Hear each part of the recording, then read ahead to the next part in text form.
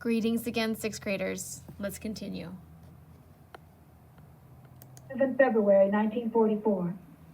Dearest Kitty, from early in the morning till late at night, I really do hardly anything else but think of Peter.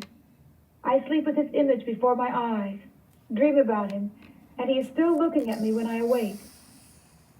I have a strong feeling that Peter and I are really not so different as we would appear to be, and I will tell you why. We both lack a mother. His is too superficial, loves flirting, and doesn't trouble much about what he thinks.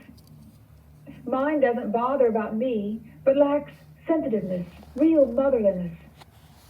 Peter and I both wrestle with our inner feelings. We are still uncertain and are really too sensitive to be roughly treated. If we are, then my reaction is to get away from it all. But if that is impossible, I hide my feelings, throw my weight about the place, am noisy and boisterous, so that everyone wishes that I was out of the way. He, on the contrary, shuts himself up, hardly talks at all, is quiet, daydreams, and in his way carefully conceals his true self. But how and when we shall finally reach each other, I don't know quite how long my common sense will keep this longing under control. Yours, Anna. So her feelings get a little bit more serious for Peter, and she feels that they have something in common. Did you guys catch that? What does she feel they both have in common? She feels that they both don't have a mother. We've talked about Mrs. Van Daan. We know that we have said that she was self-centered, that she was immature, but we never took it from the point of view that what if that was your mom? And so Anne feels bad for Peter that Mrs. Van Daan is his mom because she is superficial, loves flirting, and so she's thinking about other people and maybe not her son.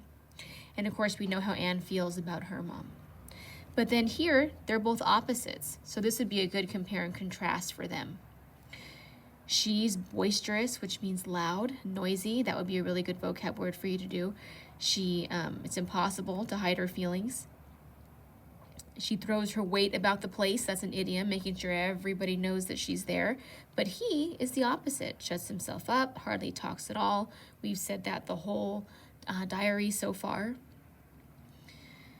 So has experienced another conflict here. Let's continue. Monday, 28 February 1944.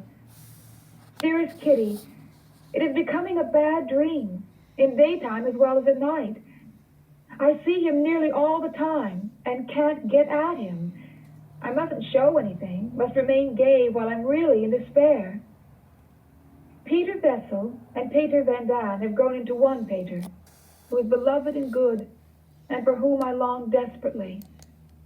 So again, that's the Peter from before she went into hiding. It's the one I showed you a picture of yesterday. We wrote down Peter Skiff, but that's the one that she's talking about. So just happens to be that she has a crush right now on Peter Van Daan, who's in the house, but they're two different ones. But in her mind, they've kind of gone into one person. Mommy is tiresome, Daddy's sweet, and therefore all the more tiresome.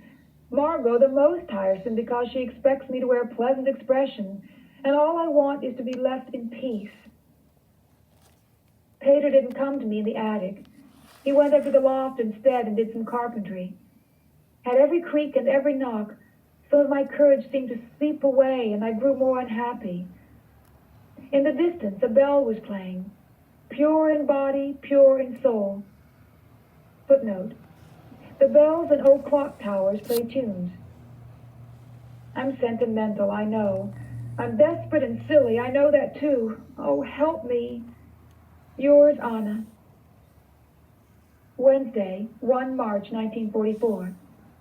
Dear Kitty, my own affairs have been pushed into the background by a burglary. I'm becoming boring with all my burglars, but what can I do? They seem to take such a delight in honoring Colin and Company with their visits. This burglary is much more complicated than the one in July 1943. When Mr. Van Daan went to Crawler's office at 7:30, as usual, he saw that the communicating glass doors in the office door were open. Surprised at this, he walked through and was even more amazed to see that the doors of the little dark room were open too, and that there was a terrible mess in the main office. There has been a burglar, he thought to himself at once. And to satisfy himself, he went straight downstairs to look at the front door, felt the Yale lock, and found everything closed. Oh, then both Pager and Ellie must have been very slack this evening, he decided. He remained in Crawler's room for a while, then switched off the lamp and went upstairs, without worrying much about either the open doors or the untidy office. This morning, Pager knocked at our door early and came with the not-so-pleasant news that the front door was wide open. He also told us that the projector and Crawler's new portfolio had both disappeared from the cupboard. Pater was told to close the door. Von Don told us of his discoveries the previous evening, and we were all awfully worried. What must have happened is that the thief had a skeleton key, because the lock was quite undamaged. He must have crept into the house quite early and closed the door behind him, hidden himself when disturbed by Mr. Von Don, and when he departed, fled with his spoils, leaving the door open in his haste.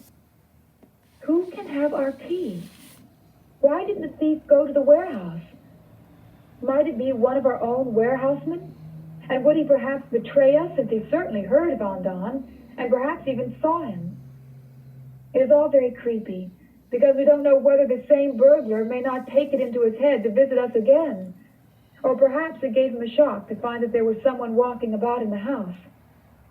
Yours, Anna. And we'll stop there for today, but the two things that were taken is one of the questions on your green packet.